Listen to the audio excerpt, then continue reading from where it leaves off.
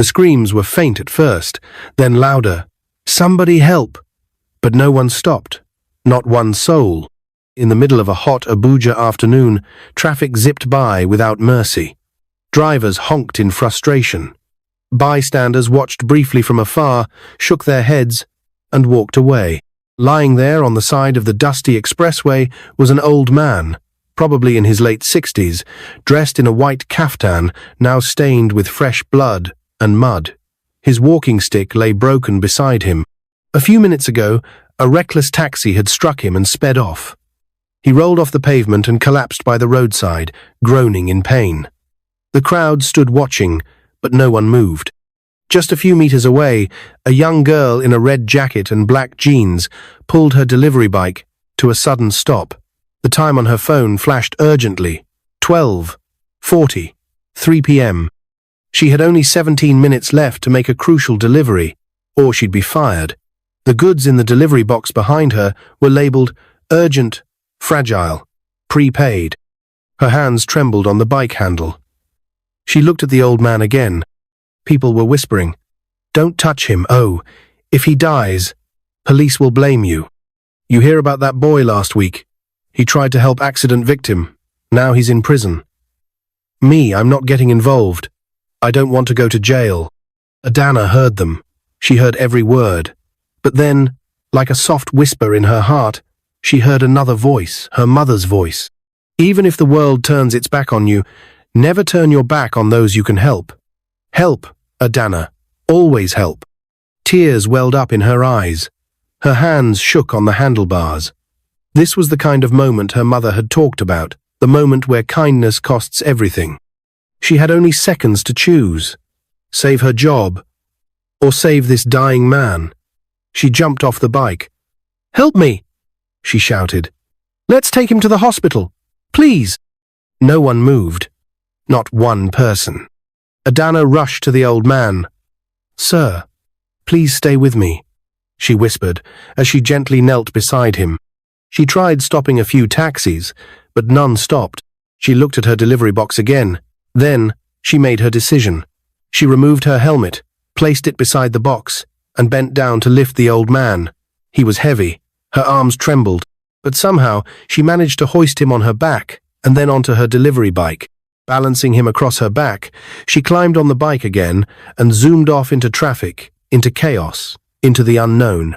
She didn't even look back. 12 hours earlier. It was 5 a.m. in a cramped one-room apartment at the outskirt of Abuja. Adanna, barely 18, was already up. She had washed, packed lunch, ironed school uniforms, and was braiding her sister's hair while standing. Mara, always the chattier twin, mumbled with a yawn, "Sis, Mummy, you should sleep more." "I'll sleep when you both become doctors." Adanna smiled, tugging gently on Mimi's hair. Their lives had changed completely after that horrible night 1 year ago. Armed robbers broke into their home. They took everything, the car, phones, jewelry, and then shot their parents before fleeing. No one ever found out why. No suspects. No arrests. Just silence. Adanna became a mother overnight. No uncles stepped up. No aunts offered help. So she sold what little was left and used the money to survive. School had to go. Her dreams had to wait. She withdrew from school. Survival was now priority, just to ensure her twin sisters are okay. She took the only job someone her age, without a certificate, could do: courier delivery rider.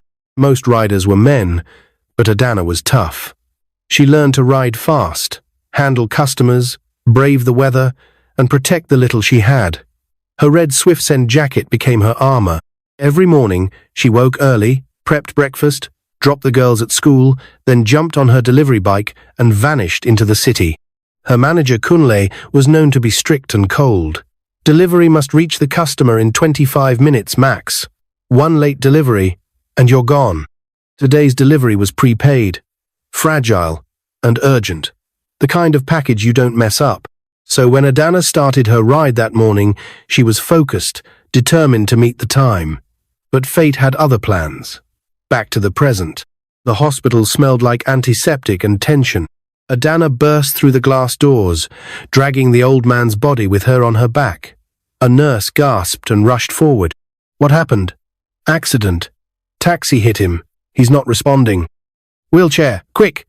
In seconds, doctors surrounded the old man and wheeled him into the emergency room. Are you his relative? A nurse asked. No, Adanna said breathlessly. I found him on the road. Do you have his phone? She searched the old man's blood-stained pocket and found his phone. The screen was cracked, but usable. One number was saved as my son. She dialed. It rang once, twice. Then, yes, Dad? A deep male voice answered. This isn't your dad, Adanna said quickly. Please, your father was involved in an accident. He's in Zenith Medical Hospital, Wu's Zone 6. What? I'm coming now, the man yelled. 30 minutes later, a sleek black SUV sped into the hospital. A tall man, late 20s, dressed in white agbada, with a designer wristwatch, rushed in. Where is he? My father, he shouted. Adanna stepped forward, nervous. You're his son? Yes. Where is he? Are you the one who called? Yes, sir. I brought him here. The man froze, looking at her in shock. You brought him on that bike? Adanna nodded. He looked past her and rushed into the emergency room, where his father lied on the bed, struggling for survival. Do everything within your power to revive him. He's all I got. I will pay whatever it cost. Adanna dashed back to the scene of the accident. By the time she got there, her delivery box and the goods had been stolen. With tears, she returned to the hospital. Adanna's phone vibrated. It was her manager. She picked it. Wait. What do you mean the box is gone? Her manager said angrily, and ended the call. Adanna's voice cracked as she stood outside the hospital, staring lustfully at the empty patch of pavement. She was confused. It was completely gone, vanished like smoke. She turned around and walked back into the hospital, her shoes clicking softly against the floor. The long hallway felt colder now. The moment she entered the waiting area, she spotted Andrew standing by the door of the emergency unit, pacing back and forth. His white kaftan shimmered faintly under the hospital lights, but his face was deeply worried. Before she could say a word, he looked up and spotted her. Adanna, right? She nodded. Come, he said, gently but firmly. They walked over to a quiet corner near the coffee machine. He turned and looked at her again, still studying her like she was a puzzle he needed to understand. My dad's stable now, he said, but the doctors said if he had been brought in just a few minutes later, he might not have made it. Adanna swallowed hard, a strange mix of relief and guilt tightening in her chest. I'm glad he's okay. Andrew nodded slowly, then tilted his head slightly. You lost your delivery, didn't you? Yes, sir. The box is gone. The goods. Everything.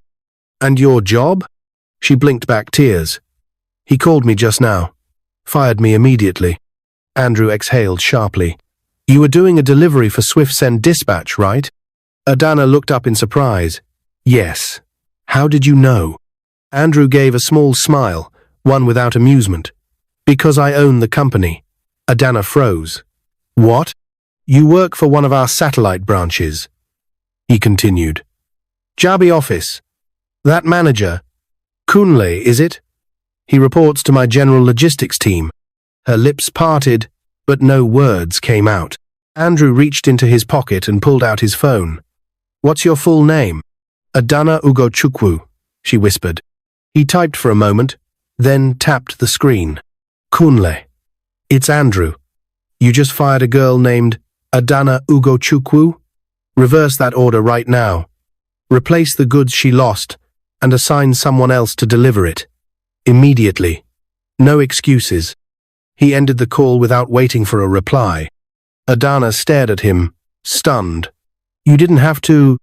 Yes, I did. His voice softened. You gave up your job and risked everything to save my father.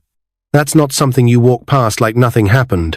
She opened her mouth to say thank you, but the lump in her throat made it hard to speak.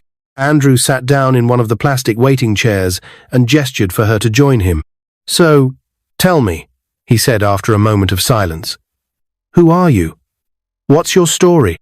And so she told him everything about her, about the robbery a year ago that took her parents a normal night that ended in a nightmare, how the police never found the killers, how she was just 17 when it happened, but she had to become both mother and father to her twin sisters, Mara and Mimi. She told him how she sold everything, her laptop, even her school books, just to feed the girls, how she dropped out of school to start working, how the courier bike became her lifeline. All the while, Andrew listened, not with pity, but with respect. Why didn't you reach out to relatives for help? He asked gently. She laughed bitterly. They disappeared the moment the funeral ended. Everyone said they were too busy. Some blamed us, said my parents should never have lived in that estate. So, I stopped calling. Andrew's jaw tightened slightly, but he said nothing. And yet, he said slowly, with all of that, you still stopped to help a stranger on the road today. Adanna nodded. My mother always said to help anyone you can, no matter what. She said, kindness is never wasted. That line hit Andrew like a blow to the chest. Kindness is never wasted. He looked away for a moment, as if trying to gather his thoughts. Then he turned back. Where are your sisters now? At home. I dropped them off at school before the delivery. They're probably back now. Do they know what happened? She shook her head. Not yet. Andrew stood up. You're not going home alone tonight. Huh? I'll drive you. And I'd like to meet them. That evening, a black Bentley pulled up in front of the old compound in Lugbay. The gate creaked as Andrew stepped out in polished shoes, drawing curious stares from neighbors. The moment Andrew stepped into their small compound with Adanna, everything around them seemed to pause. People peeked from windows. Children playing football stopped and stared. An expensive black SUV in a place like this didn't go unnoticed, neither did a man in polished loafers and designer cologne. Adanna felt a sudden wave of embarrassment wash over her. She looked at the cracks in the wall, the hanging mosquito net, the plastic buckets stacked near the tap. She had tried to keep the house clean, but poverty had a way of showing up in things even soap couldn't wash. Andrew didn't say a word. Inside, the room was cramped. A bunk bed stood by the wall. There was one reading table with a dim, rechargeable lamp. A faded photo of their parents hung on the calendar with Adanna's scribbled delivery schedule. "Sis, mummy!" cried Mimi as she opened the door and leapt into Adanna's arms. Mara followed closely, grinning until she noticed the man beside her sister. "Who's he?" they asked in perfect unison. Adanna smiled. "This is Mr. Andrew. He helped me today." Andrew knelt to their level. "Nice to meet you, girls. I've heard you're both very smart and very strong." They giggled shyly. "Please, sit," Adanna said awkwardly, clearing some books off the only chair. Andrew shook his head gently. "No, I'm fine standing." He turned to the twins. "So, you're Mimi and Mara, right?" "Yes, sir," they said together, giggling. "How old are you both?" 10, Mimi said. "But she's 2 minutes older," Mara added, pointing at her sister. Andrew smiled for the first time that day. It was the kind of smile that didn't quite reach the eyes, not yet, but it was real. "You girls are very lucky," he said quietly. "Your sister is extraordinary." Adanna blushed, lowering her gaze. He looked at her again. "What's your plan now?" "I don't know," she said honestly. "I was fired. And even though you reversed it, the manager probably won't let me return in peace. The delivery bike, I borrowed it from the office. I'll return it tomorrow. After that, I'll look for something else." Andrew folded his arms and stared at her, thinking deeply. "I want to help you," he said finally. Her eyes widened. "Help how?" "First, you're not going back to that branch. I'll have them transfer your employment record to my head office, but not as a dispatch rider." Adanna's brows lifted. "Then, what would I be doing?" "You'll find out. But more importantly, I want to help your sisters too. Their education, your rent, all of it. From now on, you'll never have to worry about where the next meal is coming from." Adanna stared at him, speechless. "I'm not doing this out of pity," he added. "My father is awake now. He asked about the person who saved his life. When I told him it was a young girl on a dispatch bike, he smiled and said, "She didn't save my life. She gave it back to me." Tears welled up in Adanna's eyes. "Sir, I don't even know how to thank you. You've already done more than enough," Andrew said, voice low. "But I need to ask you something important." She looked up. "What is it?" "Would you and your sisters consider moving in, temporarily, to my house? Just until you're stable. I'll enroll you back in school, get the girls into a better one, and we'll plan things from there." Adanna's mouth dropped slightly. "Move in? With you?" "Yes. My mansion is too quiet. I live alone with my father. Well, he's stubborn and recovering. But I think having you all around would make the place feel more like a home. You saved his life. He deserves joy around him again." She hesitated, glancing at Mimi and Mara. The girls' eyes were already twinkling at the idea. I don't know what to say," Adanna said. "Say yes." Andrew smiled. 1 week later, the mansion was something out of a movie. White gates, marble floors, a driveway that could park a dozen cars, chandeliers in every room, and a chef who made food that Mimi and Mara couldn't even pronounce. At first, Adanna felt out of place. She still wore her old clothes, despite the new ones Andrew provided. She helped the maids clean. She asked for permission before touching anything. But Johnson, Andrew's father, quickly erased all the formality. "Adanna, come and sit with me here," he'd say from the living room couch. "This house has been quiet for too long. Your laughter has woken it up." He started calling her my nurse without uniform. Within days, he was eating more, smiling more, and insisting on morning walks around the garden. One afternoon, he looked at Andrew and said, "This girl has spirit. She's not just kind, she's born for something great." Andrew didn't answer. He just looked at Adanna from across the room, and something new flickered in his eyes, admiration. Yes, but also something deeper, something he hadn't felt in years. Meanwhile, Adanna was re-enrolled in secondary school, the same school she had dropped out of a year ago. Walking back into the classroom as a grown 18-year-old, among mostly younger students, was tough. Whispers followed her. Some girls snickered, some respected her, but she didn't care. She was back, and that was all that mattered. She studied harder than anyone else. She asked questions. She stayed back after school, and when the exam results came out 3 months later, she had the best score in the entire school. Andrew read the results at his office desk and smiled proudly. "I knew it," he whispered. He called her in. "You're going to university next, Adanna, and I know exactly what you should study." "What?" she asked, curious. "Data analytics," he said. "Triple Cargo is expanding internationally. We need people we can trust. People like you." Adanna felt her heart bloom. "You believe in me that much?" "I always have," Andrew replied softly. And in that moment, something passed between them.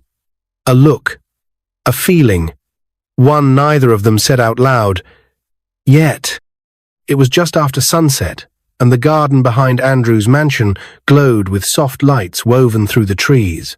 A light breeze rustled the leaves, and the sweet smell of jasmine lingered in the air. Adanna stood barefoot in the grass, watching Mimi and Mara play a game of hide-and-seek around the trimmed bushes. Laughter echoed through the garden like music, the kind of laughter she hadn't heard in over a year. She turned slightly and noticed Andrew standing by the balcony, watching them with his hands in his pockets. His eyes weren't just observing, they were studying her. Quietly, closely. Adanna felt it again.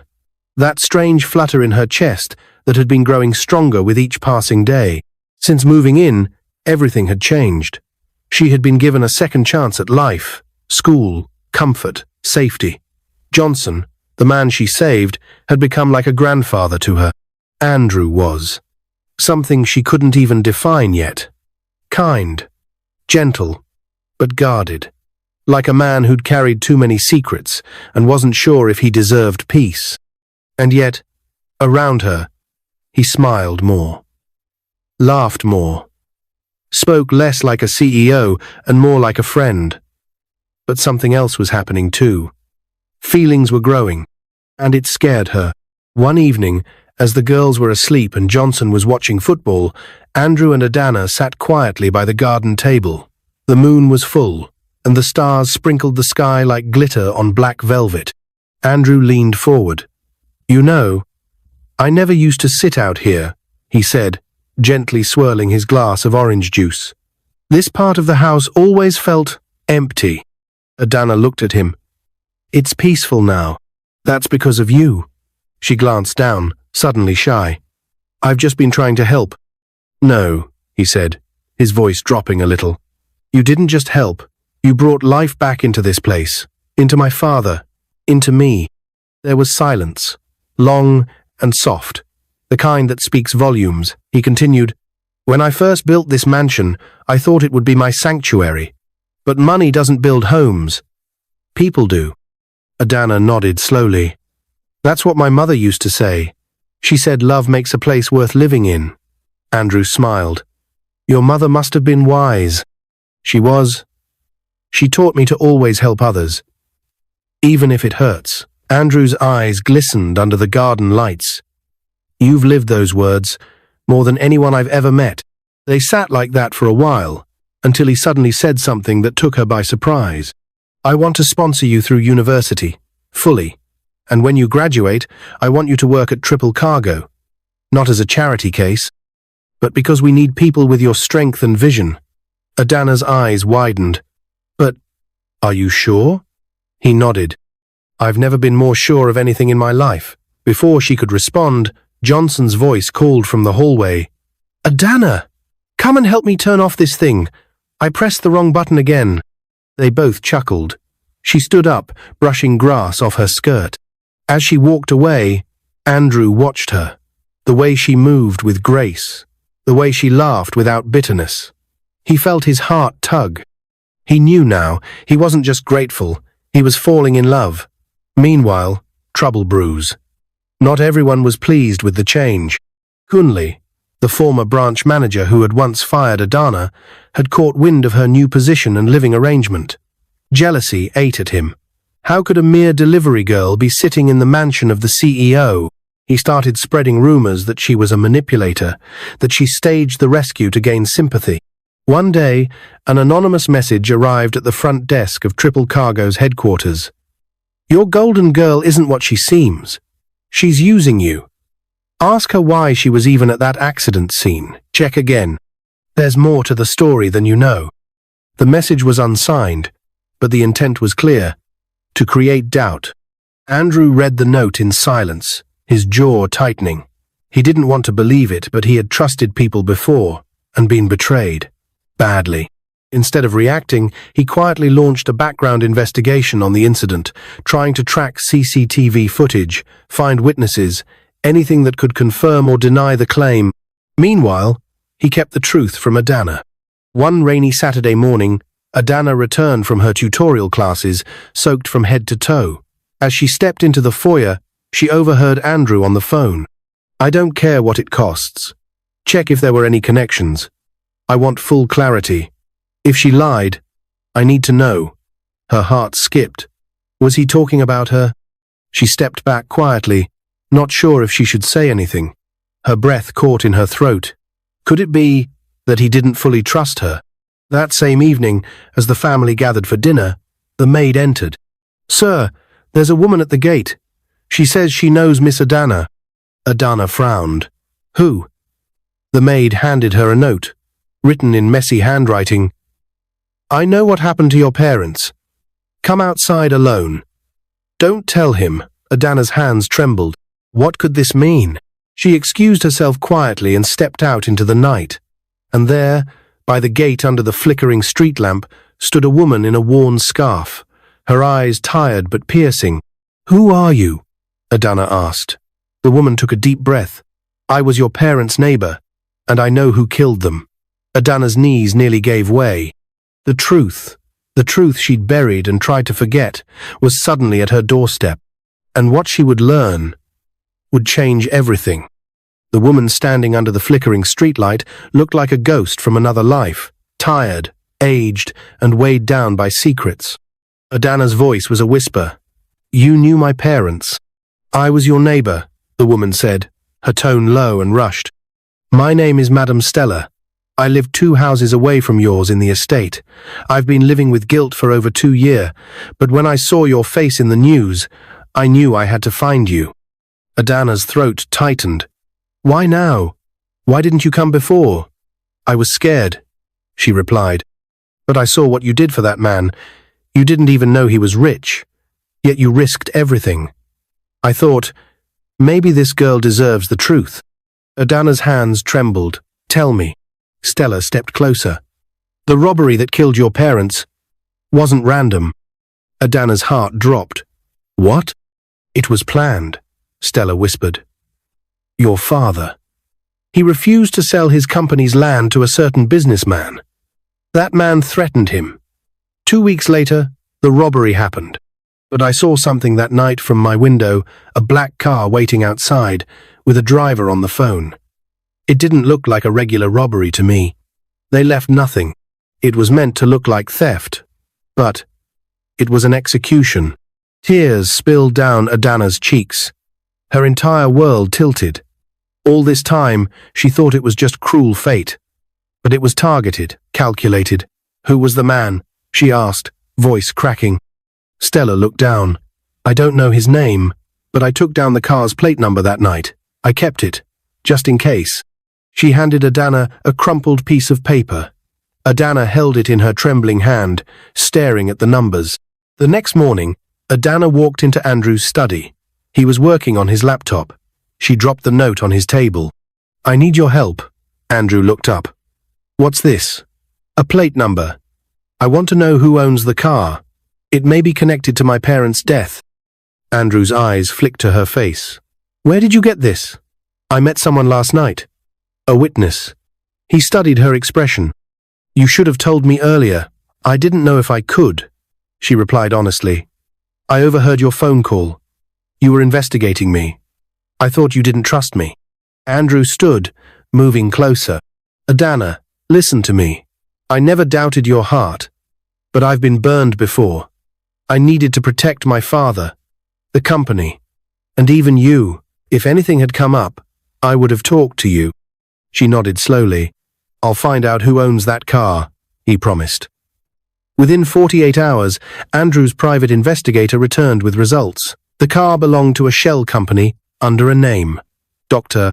Kelvin, a powerful businessman, connected to politicians, a dangerous man. Adanna's father had once worked with him and reportedly refused to help him cover up a corrupt land deal. It all made sense now. Adanna felt rage, pain, and sorrow boil inside her. But also, peace. She hadn't imagined it. Her parents had been taken from her unjustly. And now, with Andrew's help, she was ready to take steps for justice. Carefully, legally, through the right channels. And she wasn't alone anymore. Weeks passed. 5 months after back and forth in court with high-profile politicians trying to shield him, a federal high court finally decided to give final judgment on the case of Adanna's parents' murder. The accused, Dr. Kelvin Odogwu, stood on the witness box. The evidence against him was overwhelming. He couldn't defend what his car was doing at the scene of the murder, and his calls that day showed he spoke to a certain gang leader on an execution task and gave the house address of Adanna's parent to him. The judge ruled and sentenced him to death by hanging. 2 weeks after the judgment was carried out, Adanna and her siblings were at peace. Their parents finally got justice through Andrew's help. The gang leader who led his boys for the execution had earlier been killed by police in a robbery incident, a year after they killed Adanna's parents. Adanna was now in her first year at the university, studying data analytics as promised. Mimi and Mara had resumed their studies too, now attending a prestigious boarding school with full scholarships from Andrew. Johnson was healthier than ever, walking around the mansion, cracking jokes, even teaching Mimi how to play chess. But something had changed between Adanna and Andrew. They no longer needed to say how they felt. Everyone could see it. Even Baba could feel the natural connection between them. One evening, while Adanna was reading in the library, Andrew walked in quietly. He stood behind her for a moment, just watching. Then he cleared his throat. "Adanna?" She turned. Yes? He walked up slowly and knelt beside her chair. She gasped softly. From the moment I learned you carry my father on that bike, I knew you were different. But as I watched you bring life to this home, to my family, to me, I realized something. He reached into his pocket and pulled out a small box and opened it. A diamond ring glimmered under the chandelier light. I realized that I don't just admire you or respect you. I love you, Adanna, and I want to spend the rest of my life with you. She stared at him, eyes filling with tears. She didn't need to think. She already knew the answer. Yes. She threw her arms around him.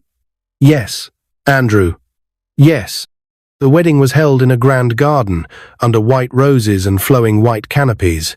Government officials, celebrities, business leaders, and even local delivery riders came to witness it.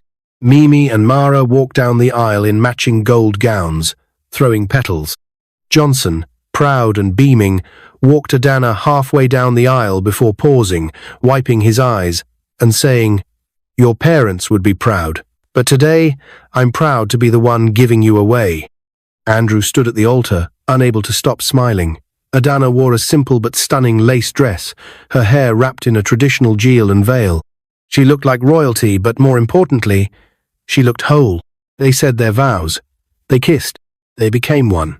2 years after their wedding, they welcomed a baby girl together, and Andrew was there through it all, which made the pregnancy journey easier for her. A year later, at a youth empowerment conference in Lagos, Adanna stood on stage in front of hundreds of young Nigerians. Behind her, a screen displayed the title, "One Act of Kindness Can Change Everything." She adjusted the microphone and began, "My name is Adanna Ugochukwu Okafor. Few years ago, I was a delivery girl on the streets of Abuja, orphaned, struggling, and forgotten. But one morning, I saw a man lying on the road. Everyone passed. But I stopped. I gave up a job, not knowing I was saving the father of a billionaire. Today, I am a wife of their billionaire, a mother, a graduate, and a manager at one of Nigeria's biggest logistics companies, all because of kindness.